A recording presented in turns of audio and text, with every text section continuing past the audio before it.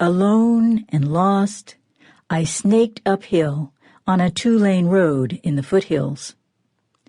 Anger disrupted my concentration.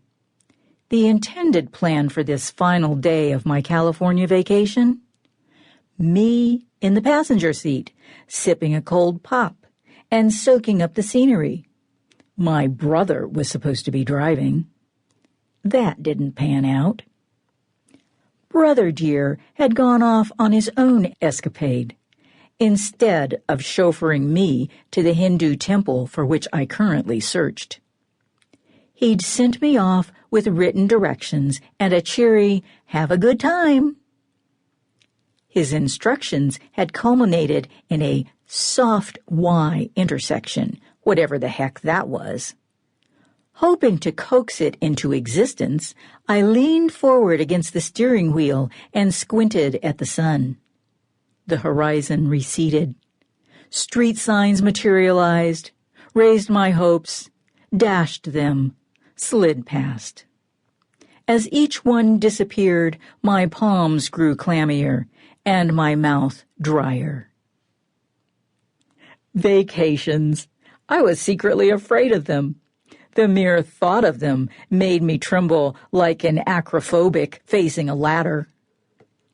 Every holiday became an exercise in avoiding risk while maintaining an illusion of carefree abandon.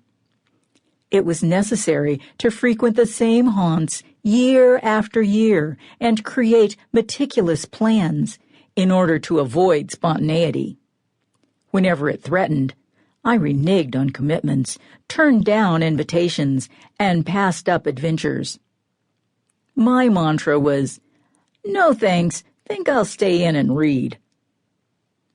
The shrinking of my world came into focus after 80-year-old Uncle Al returned from an Alaskan cruise. He lamented it was his last, because he'd sailed to every destination offered by every cruise line. 20 years his junior, lacking the courage to venture to foreign ports, passport used only for airport identification. I was sick of being a chicken. A visit halfway across the country presented the opportunity to force a showdown with my tendency to cower under the covers.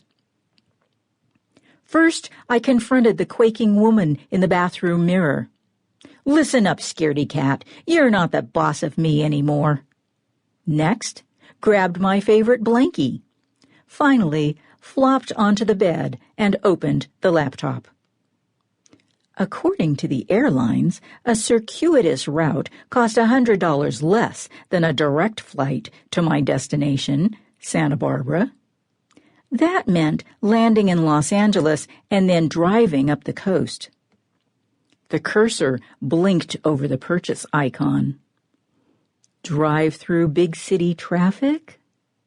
My car shaking in the wake of more confident vehicles, horns nagging from behind at every stoplight?